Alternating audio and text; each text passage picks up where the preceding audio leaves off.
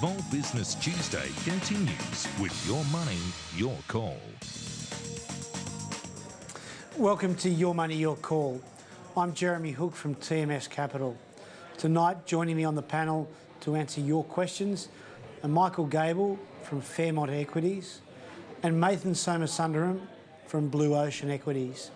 Welcome to our panellists tonight. Welcome, guys. Thank you. And welcome to all our viewers to the show. Again, to get part of the conversation and to ask the panel questions, the number to call is 1300 30 34 35, or you can also email us.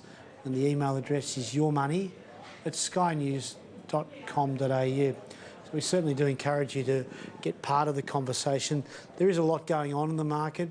Clearly, June has continued a little bit the way May did, which is a bit of selling, some opportunities around, or is it time to be a bit cautious? Let's go to our panel and ask Mathan. What do you think, mate? Yeah, I think the market's probably in that mode where people are worried about too many things. You go from glass half full to glass half empty very quickly, and it doesn't need much to move. And our market's been in the wars compared to the US market, which just keeps going higher. So at some point, I think the US market will trip over for a period of time, and that's probably going to be another catalyst for us to fall a bit lower, and that'll open up. Just for the people at home, our market doesn't look anything like the US in terms of the kinds of companies that dominate. It may not be news to everybody, but it is worth explaining that 5 big tech stocks in the US have dominated and contributed to 41% of the growth over there this calendar year, whereas we're a different market altogether. Yeah, you got the big fangs in the US. It's all technology driven, and for us it's the 4 banks and the 2 big miners. They've been the dominant players, so it's a completely different cycle. And what we've seen is the commodity based countries, Canada included, have struggled in the recent times, and our currency's come off a bit. So that's the big balance. But I suppose it does happen on an annual basis around this time. You get a bit of a pullback, whether it's May, June or July, you get a bit of a pullback. And that's an opportunity at this point. We still think it's an opportunity to buy back in, but short term, I think you sit in the sideline and wait for it to come back. Okay. And Michael, 87 points today, quite a bit over a couple of days. Is this just tax loss selling, or is it, what else is it? No, there'd be more to that. So it wouldn't just be retail investors just dumping a few shares. So it definitely is a continuation of this weakness that we saw since the beginning of May, mainly led by the banks. But having said that, the rally up until the beginning of May was mainly led by the banks anyway. So they reached ridiculous levels, it has to be said. So and knowing that May is traditionally weak for the banks, given they report, go ex-dividend, etc. It's not too surprising that we had a fairly weak May, bit of a continuation of that. When the resource stocks aren't firing on all cylinders, then you don't have another sector to pick up the baton, and unfortunately our market, half our market is the top 20 essentially. And so of those big components, the banks, the resources, your basic overview, you think there's value there, or you still think there's more downside? Look, with the banks, I think from these levels there is potential for them to have a shorter term bounce, but I can't see resources bouncing necessarily from here. So in terms of the overall index, now that we've broken through 5,700, I think it might try to head back up in the short term. But if I had to take a bet in terms of where the market will be in about a month from now, I think the overall market will be a little bit weaker than even where we are now. Okay. So we're looking at around 5,600 technically. Right. If that can't hold, then we're looking at 5,500 on the ASX 200.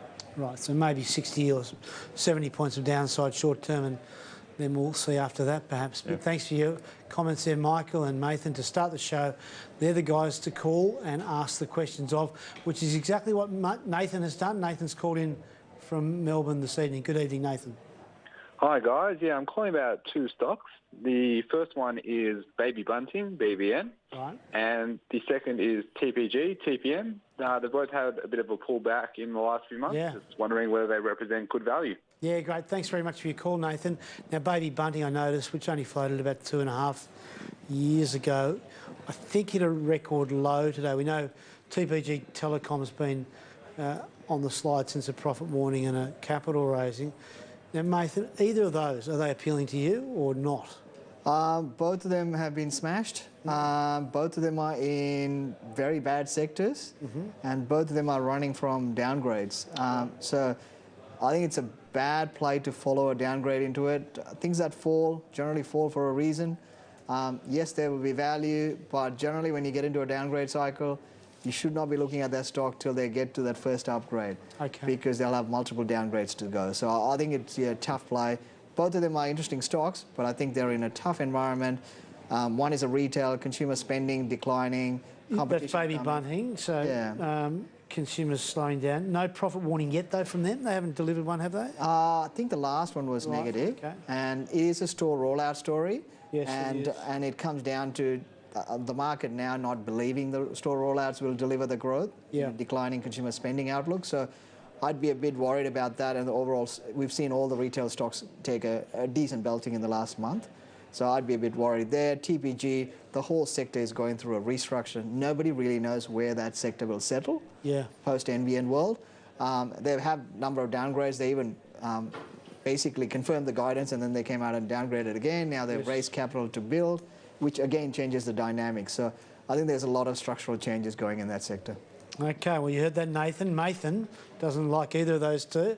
What about Michael? Do you think Baby Bunting, 13 times earnings, floated, I think, at $1.40 a few years ago, it's still up on that. Yeah. Is there any hope for it? Look, not for a while. I mean, this is one that last year I had on my watch list, and I did want to buy it. It was at $3. I thought it got a bit expensive, and we're just keeping an eye on the chart, and unfortunately kept dropping, and then, as we know, towards the end of last year, everyone started getting a bit, started talking about Amazon, and that's, now almost in the papers daily. So it's a sector you just really do need to avoid at the moment. I mean, maybe at some point it becomes too cheap. But especially when you look at the chart, the momentum is clearly on the downside. So I'd just stay away from it. I mean, in terms of TPG, if I had to pick between two, I would pick TPG. Right. The way it's trading, to me, looks like it's rounding off here, and I think it's got more potential longer term, but yeah, it still looks a bit messy in the short term, but take a step back, the chart's starting to round off, and we might see a limited downside, but having said that, it'll probably take a bit of time for the market to start to trust the sector again and want to dedicate money to it. Excellent. Thanks for that, both our panellists. Our next caller's on the line. We've got Roger, who's calling in tonight from Melbourne as well. Good evening, Roger. Yes, good evening. Thanks for taking my call, Jeremy. You're welcome. I got ask you two things. One about the bank stocks in particular, and I'm very worried about it. Is there any reason for today's fall? Any particular reason or anything? And then, technically, what is a view? And is there any further downfall for the banks? Okay. Great, Roger. We'll have a look at the banks for you, and we'll do a deep dive into what is obviously a key sector. Thanks for your call, Roger. The banks, obviously, multiple factors over the last couple of months. One, which is probably a smaller one than most people think, though, is probably the bank levy. But there's other factors, isn't it? The housing market, particularly, Nathan? Yeah, the housing market is the dominant player. The other part of it is it's basically a proxy for the Australian economy. Yeah. And what we've seen with the Australian economy is it's slowing down. There's more risk associated with it. The longer we've gone without a recession, without a pullback, the bigger the problems are mounting. We don't have really, I suppose the monetary kicks that we got from cutting rates, it's come to an end. And we were hoping some stimulus plans would come through to accommodate for that. And that hasn't happened, and there's no sign of that coming. Yeah. So the banks are pretty much stuck in where they are. And as the credit cycle starts to come down, that's going to get tougher and tougher. So that's one side of the argument. The other side of the argument, I think today was a clear example, is the currency. So if the currency, which is pretty much a price on the Aussie economy, if the currency drops, global investors are worried that they'll be losing money on investment within Australia, and they tend to hold in the large caps. Yeah. So whenever you see a risk to the currency, banks will be the dominant ones that get hit. And today was a classic example of that. And the sad part is I think there's more risk in the shorter term, and you have to assume that you're going to get lower returns for a number of years before the economy turns around, and as the economy turns around, the banks will do well. But there's no, I mean, look, the banks are not going to go broke, but it is one where you have to, I suppose, downplay your expectations from. Right. Okay, that's excellent. So, I mean, a couple of the themes that Nathan hitting on there, Michael. Tomorrow will be exposed with the GDP figure, which is going to underwhelm, according to most experts in the business. And that's, of course, the March quarter. So it's very backward looking, and we're in a quarter where we believe that things are pretty soft in business conditions overall as well. So is that something for you that's going to drive the banks a little bit lower? I think you mentioned earlier you can see them potentially bouncing at some point. Yeah, it's interesting that Nathan picked up on the currency, because I think that's something that a lot of commentators have been missing over the last several weeks. They're just talking about housing bubbles, but you'll notice that the Australian dollar has been drifting back for the last several weeks. And if you're an overseas investor, and we know that overseas funds are invested in our market, if the currency's coming off and the banks are hitting record highs in terms of PEs, then there's really only one way it can go. And if you're going to lose money on the currency as well, you need to get out of there. Yeah. So, I mean, several weeks ago, we've been quite cautious on the banks. We've actually been buying an ETF called Yank, which goes up when the Aussie dollar comes down. Right. So, in some ways, we saw this happening to an extent. I think the amount of sell-off we've seen in the banks, to me, I think the banks can bounce here. Look, we had some short positions for some clients, closed them off last week, and I've actually had a bit of a dabble in the banks last week. I think that they are in a region where they can bounce a bit. If we have a look at, for example, the banks in March last year, they came off in some respects about 15%, had a bounce of almost 10% before coming back again. So I think where they are now, I'm expecting a bit of a short-term bounce over the next few weeks, despite what happened today on the market.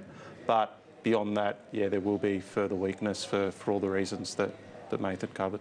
Yeah, it's interesting, isn't it? And the dollar, though, has been falling. Everybody does tend to feel that it's got more to fall, and we could see a 6 handle at some stage over the next 6 to 12 months. Yeah, the dominant player for the currency is the commodities. Yeah. So if the commodities are weak, the dollar has to go down. Excellent. Terrific. Well, we're going to go to a quick break. After the break, more of your calls and emails. The number to give us a call on, 1300 30 34 35. Email address again, yourmoney@skynews.com.au. We'll be back very soon.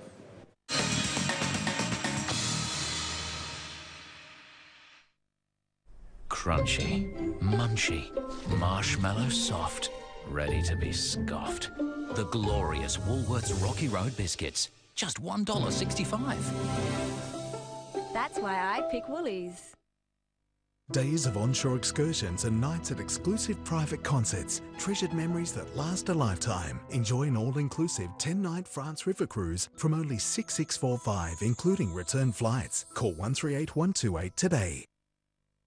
Kia Sorrento is tuned for Australian conditions. It's been tested on the harshest of roads, from inner city to outback, so that ride and handling is second to none. Kia Sorrento, it's made for Australia. As a landlord, there will always be life's unavoidable accidents. Cover your investment property with Terry Shear's award-winning landlord insurance from just $1 a day. Call Terry Shear, Australia's leading landlord insurance specialist, for a quote. There are things in life which people just love. Little things, big things, beautiful moments, and great memories that they only entrust to one. We want precious possessions to be well protected and faithful friends to be handled with the utmost care. We want recipes to be perfect and food to be always fresh. For everything you really love. That's Mila. That's Imabesa. If your goal is to retire right, AMP can help with expert advice to make the most of the super changes before July 1. Visit amp.com.au/superchanges. Filled with indulgence, Lindt Creation Blocks, Divine Hazelnut, or new Salted Caramel Sundae. Which will you surrender to? Creation from Lindt. So, heard you sold the house? Yeah, it's great, eh? Did you use purple bricks? Oh, no, they're just online, aren't they? No, they're proper real estate agents, real people. Just don't charge commission. Hey? No commission.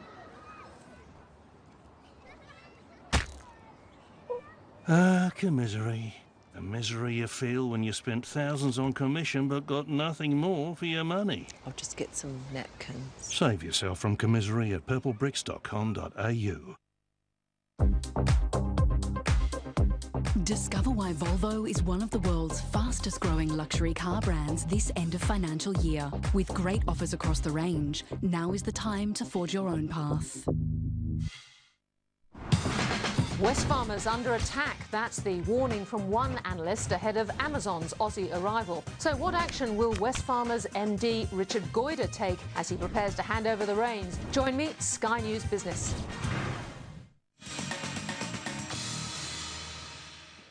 Welcome back to Your Money, Your Call. We're still taking your calls on a day when the market was down about 1.5%. The number to call us on to ask questions about what you're thinking and what you're asking of the panel, 1300 30 34 35. You can also email us, yourmoney@skynews.com.au.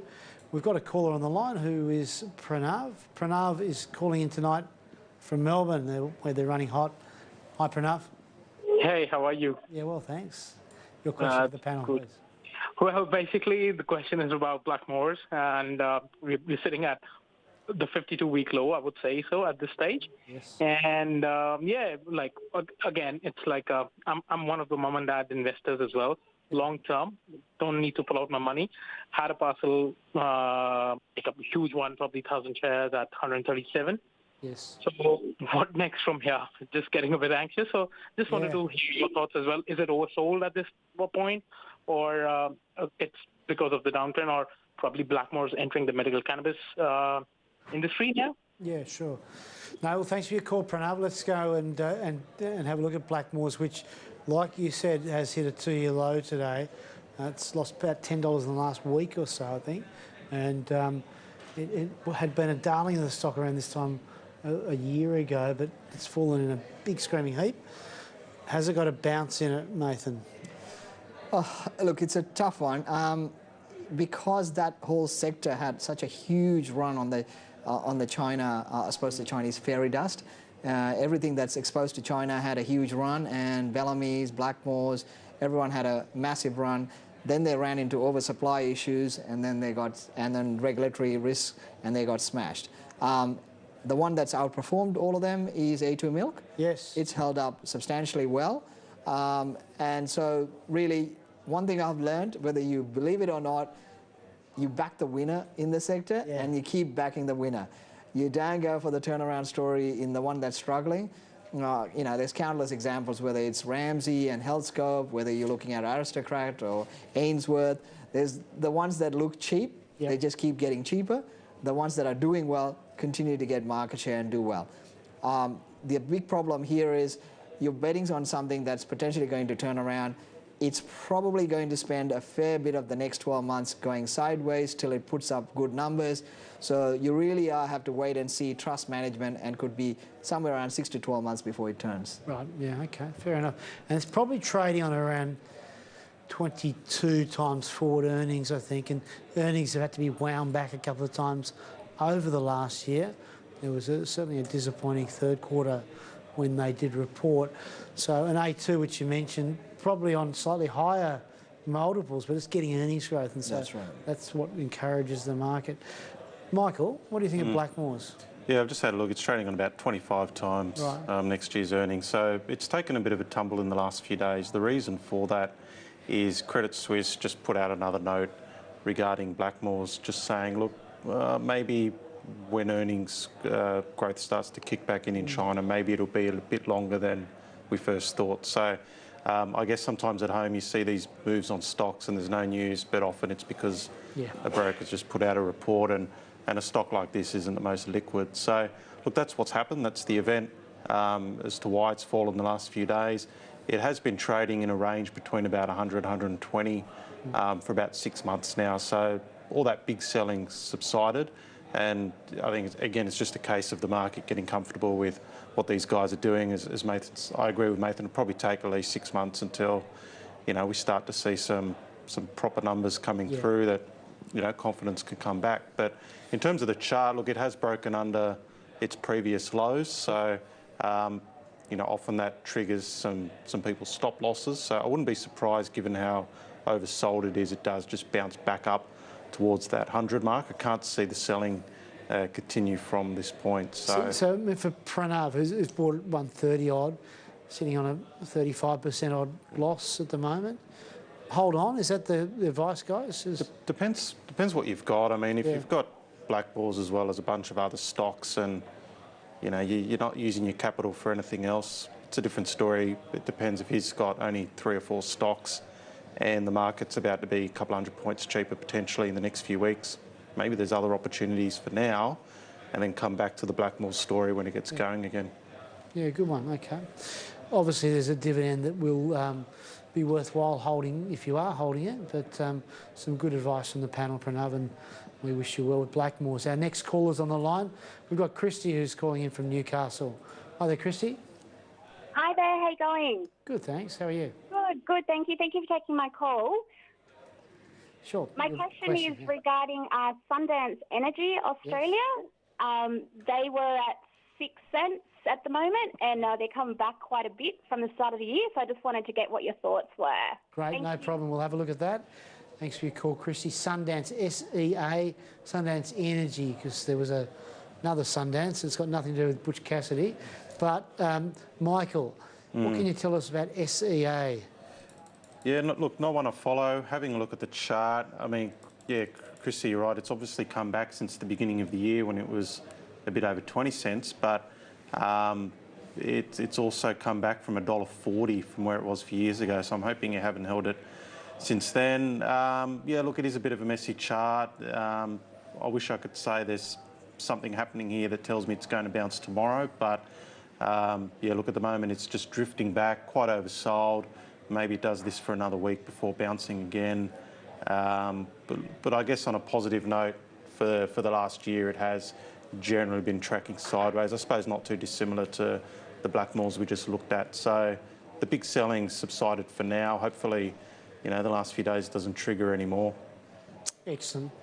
Thank you very much for that. Now, we've got an email from Robert, who's written into the panel. Robert said, I'm holding Certex, SRX. What is the panel's view given the continuous downward movement? Sell or hope for recovery? Thanks, Robert, for your email. Nathan, what do you think of Certex? It's always a bad sign when someone says hope for recovery. I have to admit, Certex is actually a better stock than what it is. They've just run into a number of bad news. Now, the existing business ran into lower sales growth, and that was the first hit. And then they have had disappointing results from some of the other drugs that they're working on. So the big growth story is probably out. So you've got to look at it as existing salvage business model. At that level, when it had normal growth, this thing was worth somewhere in the low 20s, somewhere around $20. It looks pretty okay. But with the sales coming off, people are not so certain that the sales can maintain. So I actually think the management's pretty good. They've done pretty well.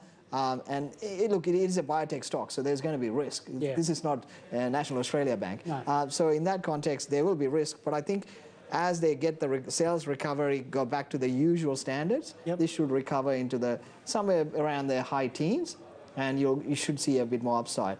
But it doesn't have the big growth story now because some of those growth aspects have fallen off the side.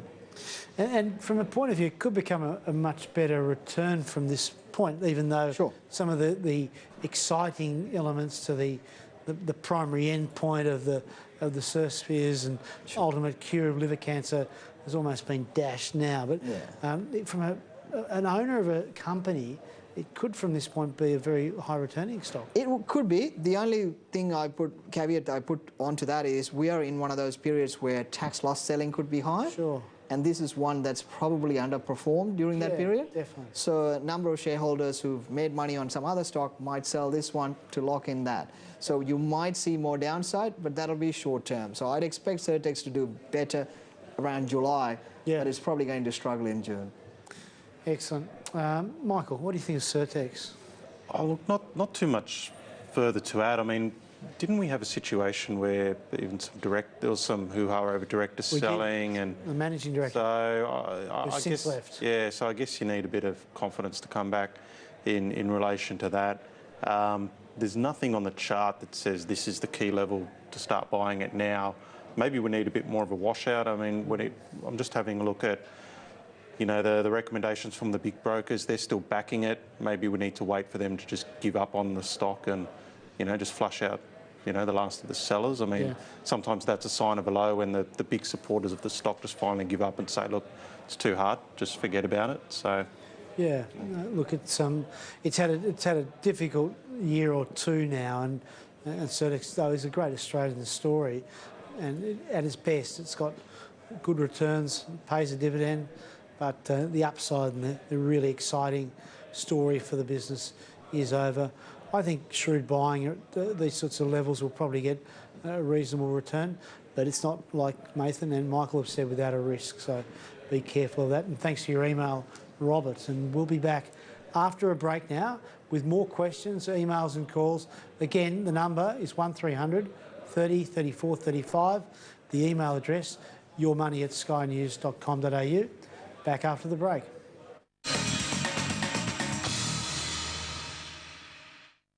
Our next generation are preparing for jobs that do not yet exist. The possibilities are breathtaking. Using technology, our children have the ability to solve the world's big problems. Think food security, population growth, climate change, cancer. Our vision is for Australia to be a world leader in technology talent, one where every child can fulfil their potential. If you're looking to hire staff, simply search Job Active. Talk to one of our local Job Active providers about finding the right staff for your business. They'll recommend a short list of screened and job-ready candidates to fit your needs. At no cost to you, it's the Australian Government's way of helping employers recruit active job seekers. Search Job Active today and find the right fit. Authorised by the Australian Government, Canberra. Kia Sorento is tuned for Australian conditions. It's been tested on the harshest of roads, from inner city to outback, so that ride and handling is second to none. Kia Sorento, it's made for Australia. If your home becomes unlivable, Budget Direct will provide temporary accommodation for up to a year. It's not small. It's cozy. Right, guys? Do you get up to a year's temporary accommodation? Get more with Budget Direct. Creamy, dreamy, awarded and applauded. The glorious 1 litre Woolworths ice cream range. Only $4.70. That's why I pick Woolies. There's tough. And then there's a new breed of tough. The new Amarok, now standard with App Connect and rear view camera. From only $42,990 drive away. Now with free 8-speed auto. You know that business. Everyone knows of that business. The one that's known for that thing, that's something special. Like that project construction company, Abode New Homes. Life partners, business partners. Had no clue about IT. Got some advice from Telstra. Stuck their files in the cloud to work from more places with Telstra Cloud Solutions on Australia's fastest mobile network. Or that photo booth company, Red Robot, who brought the humble photo booth into the 21st century. 2 mates, 1 garage, no aircon. Design it, make it, break it, make it better. Hang on, there are apps for that on the Telstra Apps Marketplace. And how about that uniform business, Cargo Crew? Work uniforms that actually look good. Genius. Started small, got big. This big with Skype for Business Online. See, long-distance relationships can work. But you know what? These, those, and that businesses all started like yours. Be that business with the tools to help you thrive.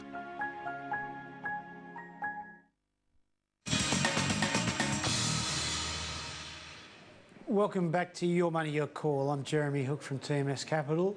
Joining me on the panel tonight is Michael Gable from Fairmont Equities and Nathan Somasundaram from Blue Ocean Equities. If you've got a call that you'd like to make to us, we'd like to answer it. Then the number to get us on is 1300 30 34 35, or you can email yourmoney@skynews.com.au. Jesse has called in, and we welcome Jesse from Melbourne to the show. Hi, Jesse. Jeremy, how are you guys? Yeah, good, thanks. Yeah, that's good, mate. Thanks for taking my call for number one. But I I'm going to throw you a little bit of a curveball question here. It's not on a particular stock, but I was wondering if I could get some general advice for a young investor like myself. I'm 20 years of age, just turned 20 end of last year, and I'm a young business owner. I own a company that specialises in food trucks. Okay. And I earn a pretty good wage, about $65,000 to $70,000 a year. Okay. I've been investing in the stock market for about 2 years and looking at real estate, as well as starting a diploma of share trading investment. I was wondering if I could just get some general advice from you guys. Sure. So general advice about investing. Okay. Jesse might have gone, but I think that's what he was after, general advice about investing, which, well, he's obviously on the way. There's a motivated guy who's got some study, some work. He's an entrepreneur, obviously, and he's investing in the share market, which is the way to do it. Doing it well, though, is the issue. I think it's never been easier to buy shares than it is in 2017. But buying the right shares, holding them, knowing when to sell them, and investing well is the challenge. So let's go to our panel and see what we've got. Nathan, what advice have you got for Jesse?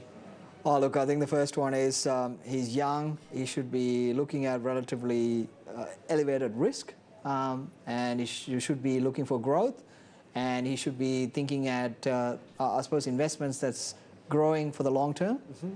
So if, you need to diversify. That's at any age you need to have a diversification in your portfolio.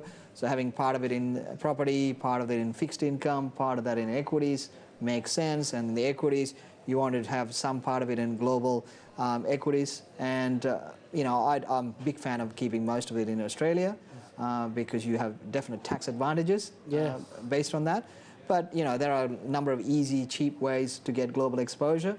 And I think that should be part of your portfolio. So if something goes wrong, there's always that diversification that saves you. He's mentioned healthcare. At his age group, I think healthcare is a great sector to be in. And I think he shouldn't be out there trying to pick stocks. If he's at that age, he's looking at somewhere he's going to be in the workforce for 30, 40 years. He should be just buying up the index at particular sectors that he thinks will grow, whether it's IT, whether it's healthcare, maybe some of it will be in the banks, and get that kind of a diversified portfolio and then just leave it, because as long as he's not taking on company-specific risk, over the 20, 30 years, he'll do quite well. Okay. Some good thoughts there, Jesse, from Nathan. What about Michael? Were you a bit like Jesse when you were 20? Yeah, look, I think similar thoughts in that if you're going to be working pretty hard, if he's got his own business, he's young, he therefore doesn't have time to dedicate to managing the portfolio. And unfortunately, it's one of those things where if you have a lot of money, you can employ a broker like us, but when you don't have much money, it's not cost effective. So it's...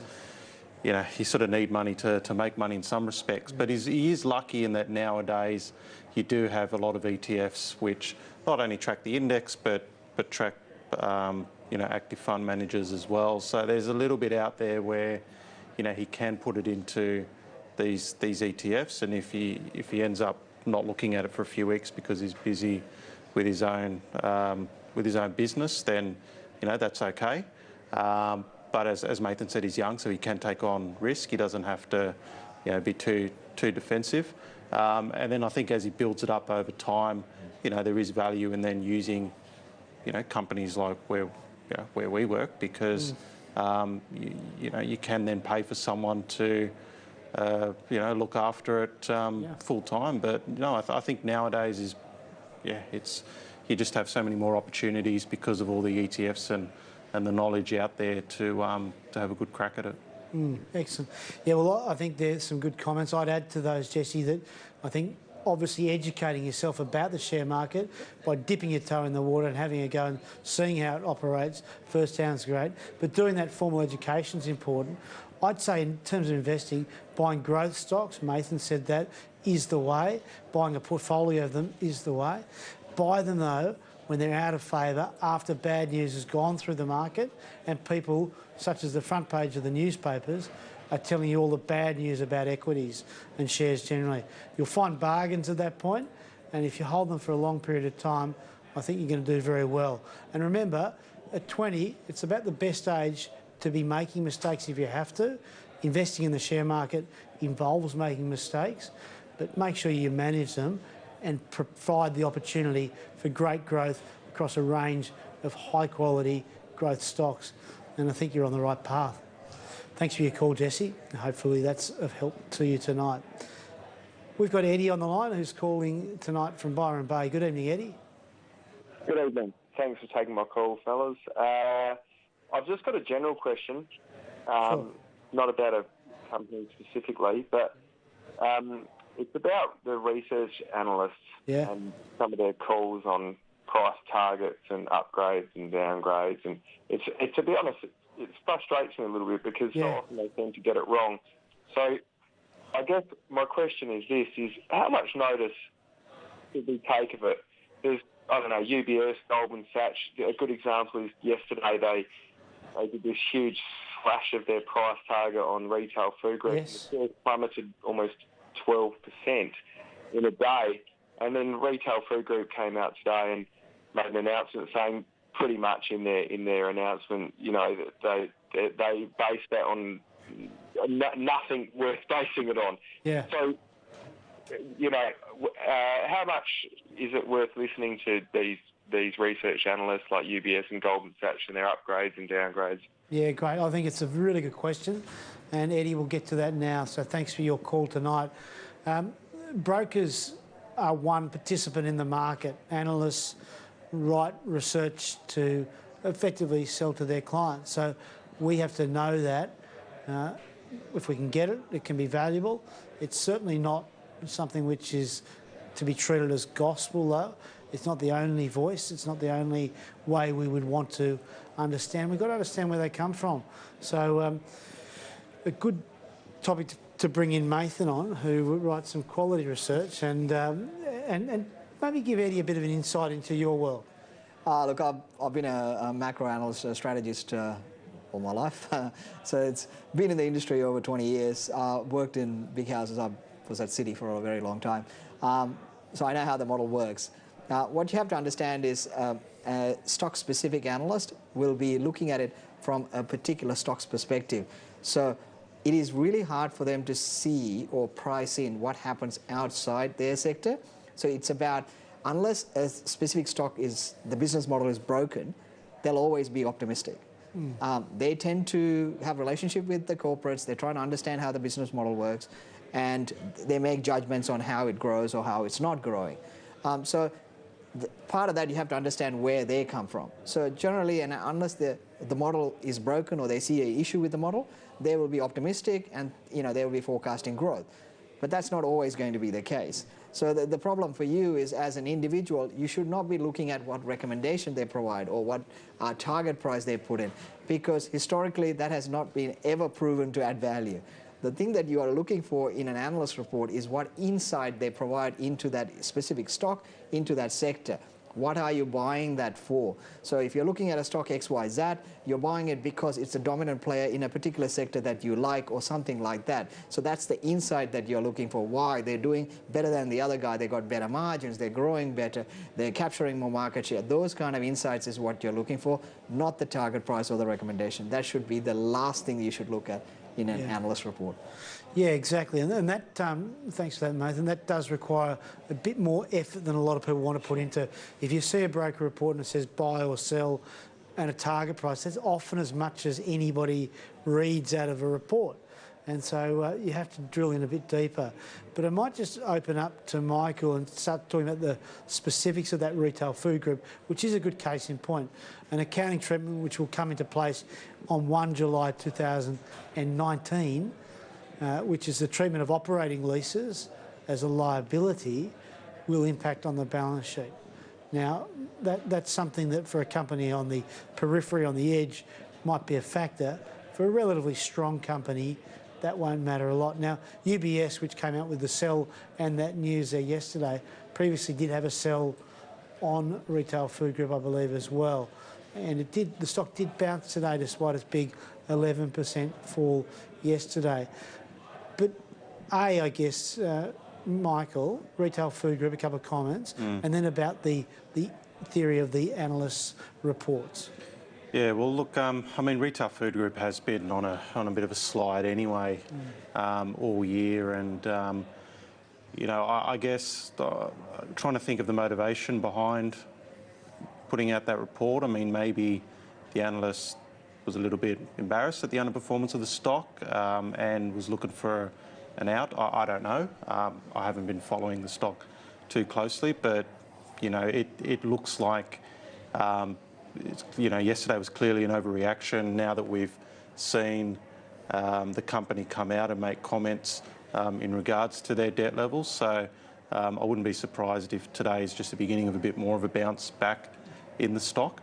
But yeah, look, that's the thing that you need to consider is the motivation behind certain reports, and as Nathan mentioned, you don't just look at whether they have it as a buy or a sell or the price target. I mean, especially when it comes to commodity stocks, which you might as well throw a dart at a dartboard in terms of targets, because you just plug in a currency and a commodity price and you can just get whatever you want really. So I think with these big broking companies, they have a lot to offer, but unfortunately I think the retail investor looks at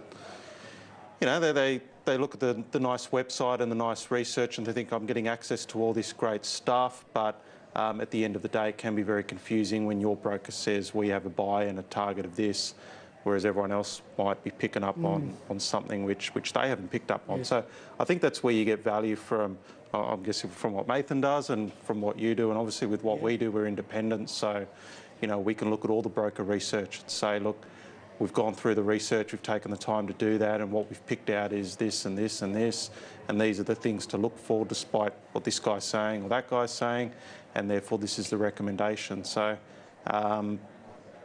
so it's a lot of work. I mean, most mum and dad investors don't have time for that, but there is value in those research reports if you're trying to pick out the key key points in each one. Excellent. Thanks for that. Eddie, thanks for your call. I think it's an important issue, hard to understand sometimes. I'm very careful about broker research and understand that sometimes it's a corporate objective that drives a lot of the research. That's rarely the case, though, with sell recommendations, and that was a big movement yesterday in RFG. But it isn't an easy exercise analysing companies, and it's not easy guessing where they're going to go in the short term. So we try to remove some of those elements of risk and the guesswork and try to play with stronger stocks that we know more about and pitch it for a longer period of time with sufficient diversification. Thanks for your call, Eddie. Now we're going to a break. More questions after this short break.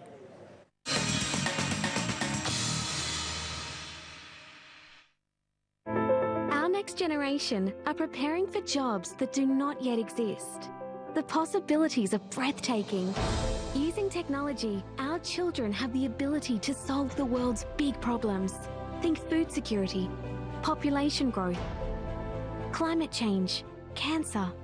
Our vision is for Australia to be a world leader in technology talent, one where every child can fulfil their potential.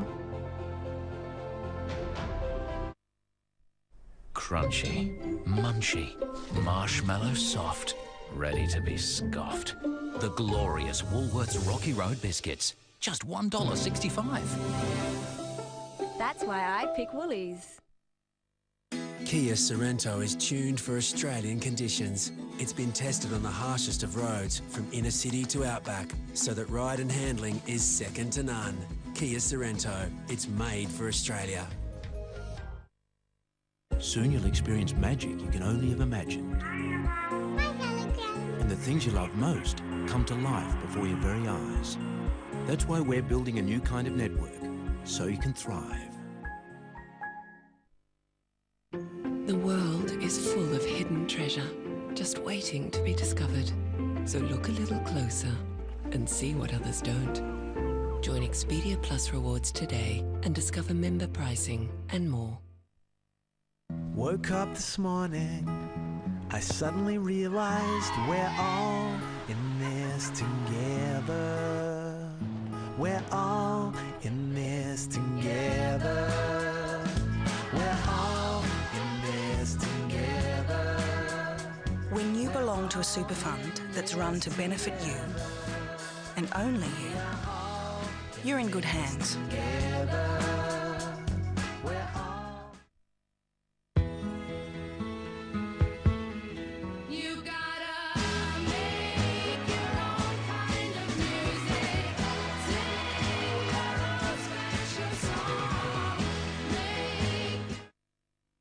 If your home becomes unlivable, Budget Direct will provide temporary accommodation for up to a year. It's not small.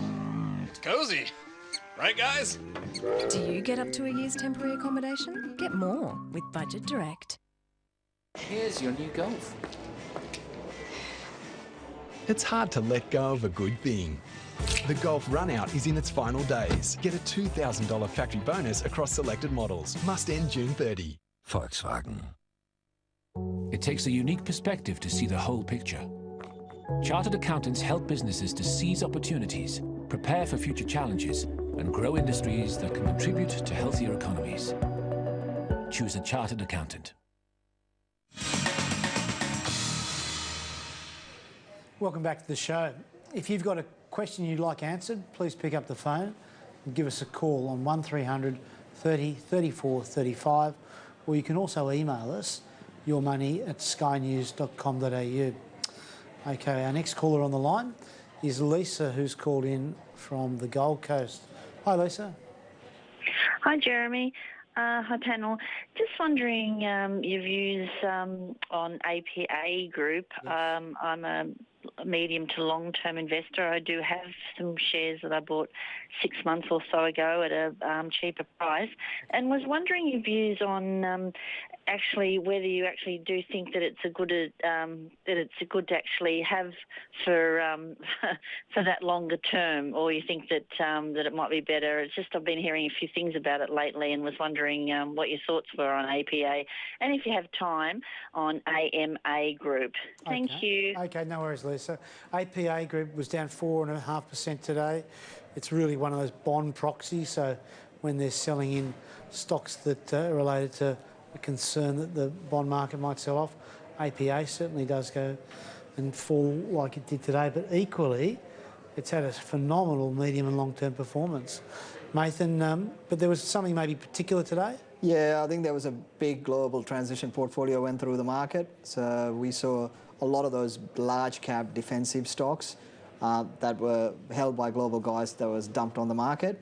So you've seen that kind of a pullback in all of them in the defensive side, whether it's Transurban, Sydney Airports, APA, AGL. You saw some of the banks and the big miners. They were big down, portfolio was going through. So I think it's a one-off thing.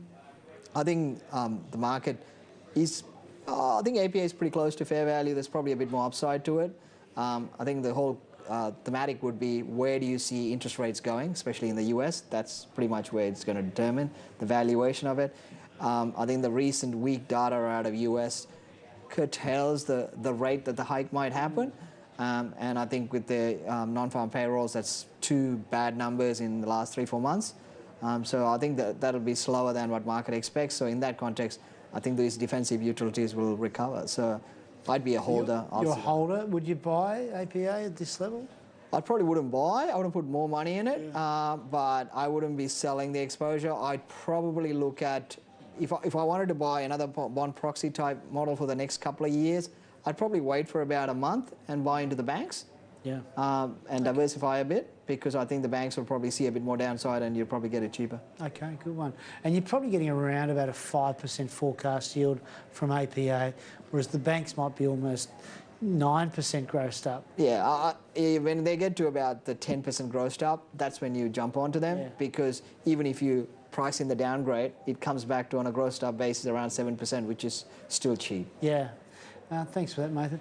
Michael, APA is a pipeline operator and manager.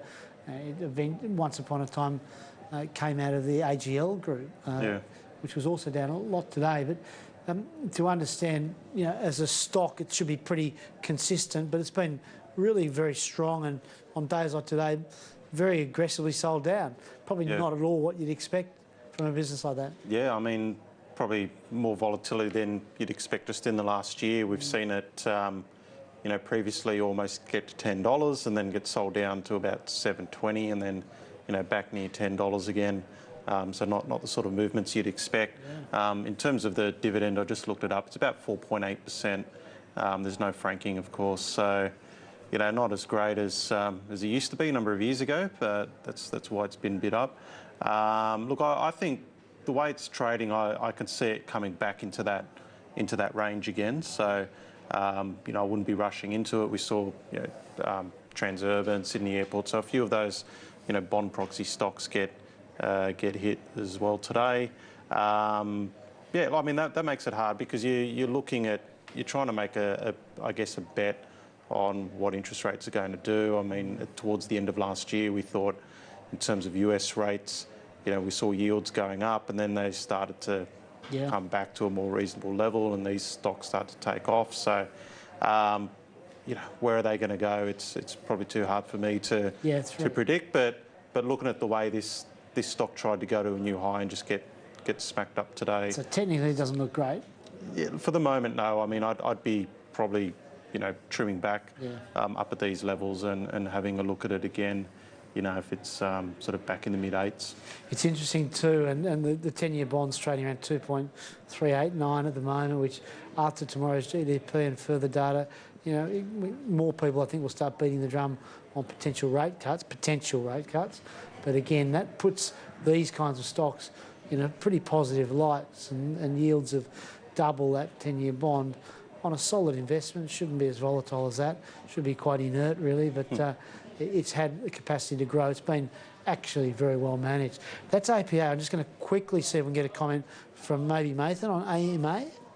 No, don't know much AMA. about the AMA. Is there a technical comment maybe, Michael, you could give us on AMA, just so we give Elise just pulling it up now.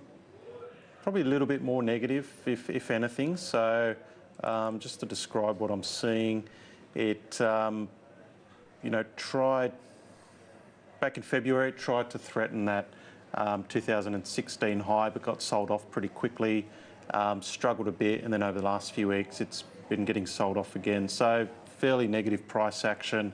Don't have much time to figure out a support level, but if I was a betting man, I'd say it's probably going to get cheaper first.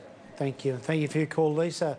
Our next question comes via email, and we've got James who's written into the panel. I just wanted the panel's thoughts on the Afterpay, AFY and Touch Corp TCH merger in terms of what it means for the share price when they relist on the ASX. So Afterpay's been a really well-performed stock.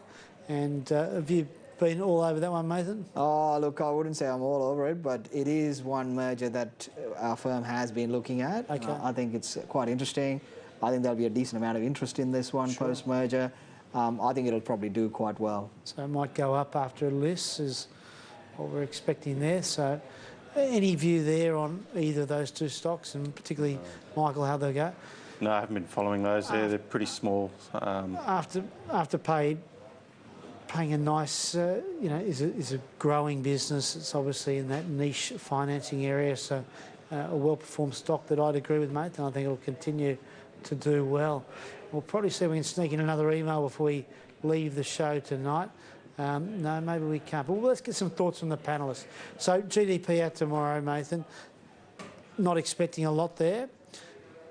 Where are we going to end the financial year for the market, do you think? It's going to be an interesting one because the RBA is caught between a rock and a hard place. The yields are so, the premium that our 10-year bond yields have to US premium is so little. Yes. The last time we had this was Asian crisis. So for the RBA, if they cut because it's a weak economy, they'll actually kill off that premium, which means that Aussie dollar will tank because of the capital requirements. So those kind of risks, I doubt they're going to cut. But so the risk is we get a weak economy and the RBA still sits on the sideline waiting for things to recover.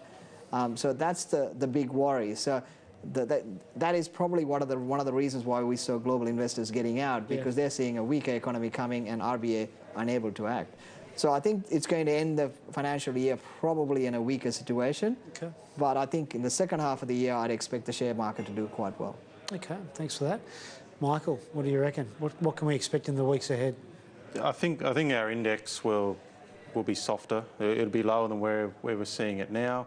You know, I think what investors need to remember is, you know, we had a pretty good run since those lows in November, mainly led by the top 20, but it happens every time. So it's always the big cap stocks that start the rally, and then as the money comes out of the top 20, as we know, it flows through to the mid caps, small caps, etc. So I think back half of this year, it's that smaller end of town, the mid-cap space. I mean, looking at the performance over May, ASX 200 down 3.4%, mid-cap 50 up 0.7%, and a lot of investors probably already feel that that's the case when they look at some of their holdings that haven't been smashed over May. So in terms of where to direct your focus, just keep that in mind. Excellent. A bit bearish these two, but I'm not. I think by the third week of June you'll find some good buying which will carry through into July, but we will all see in time. That's all we've got time for on the show tonight. Thanks so much to our guests, Michael Gable from Fairmont Equities and Mathan Somasundaram from Blue Ocean Equities. And to you, our viewers, for your calls, for your emails, thanks to you, which help make the show. Now, if you've missed any part of the show and you want to listen again or catch up on any part of the program, go to your favourite podcast platform and search for Sky News, Your Money, Your Call. Until next time, I'm Jeremy Hook from TMS Capital. Thanks for your company. The information featured in this program is general in nature and therefore should not be relied upon. Guests appearing on the program may have commercial arrangements with some of the companies mentioned. Before making any investment, insurance or financial planning decisions, you should consult a licensed professional who can advise whether your decision is appropriate for you.